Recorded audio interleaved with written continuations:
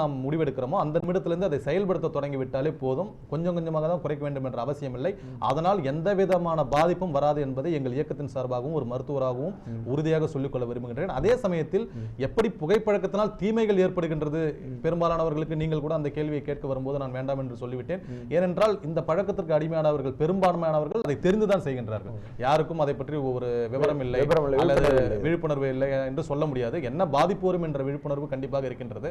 ஆனால் விடுபடுவது எப்படி என்ற விழிப்புணர்வு தான் இல்லை. அதை கொடுக்கும் விதமாகத்தான் நமது இயக்கம் தொடங்கி நடைபெற்றுக் கொண்டிருக்கின்றது. ஆகவே ஒரு புகையிலையை பயன்படுத்துபவர் அல்லது புகைப்பழக்கத்தை பயன்படுத்துபவர் இந்த நிமிடம் நிறுத்திவிட்டால் இந்த நிமிடத்திலிருந்து அடுத்த 2 வருடங்களுக்கு ஸ்டெப் பை ஸ்டெப்பாக அவருடைய உடலில் பல மாற்றங்கள் ஏற்படும். எப்படி நான் முன்பே சொன்னது போல விட்ராவல் சிம்டம்ஸ் என்பது ஏற்படுமோ, உடல் ரீதியாக குறிப்பாக சொல்ல வேண்டும் என்றால் ஓரிரு நாட்களில் அவர் உடலில் உள்ள அந்த நச்சு காற்றான கார்பன் மோனாக்சைடு, நிக்கோட்டின் இவையெல்லாம் கரைந்து வெளியே சென்றுவிடும். ஓரிரு வாரங்களில் பார்த்தீர்கள் என்றால் அவருடைய சுவாசம் சீராகும். நுரையீரலில் இருந்த தேவையற்ற சளி போன்றவை வெளியே வந்துவிடும். ஓரிரு மாதங்களில் அவருடைய மூச்சு, இதய துடிப்பு எல்லாம் சரிசமமான ஒரு நிலைமைக்கு அடைந்துவிடும். ஓரளவுக்கு ரத்தம் சுத்திகரிக்கப்பட்டு ஒரு நல்ல தூய்மையான ரத்தம் அவரோட உடலில் செல்ல ஆரம்பித்துவிடும்.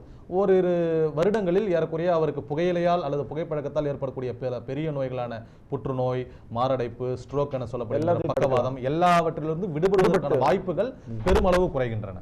சரி சார், இப்போ நீங்கள் சொன்ன மாதிரி இவ்வளோ நம்ம விழிப்புணர்வு ஏற்படுத்தியிருந்தாலும் திரைத்துறையில்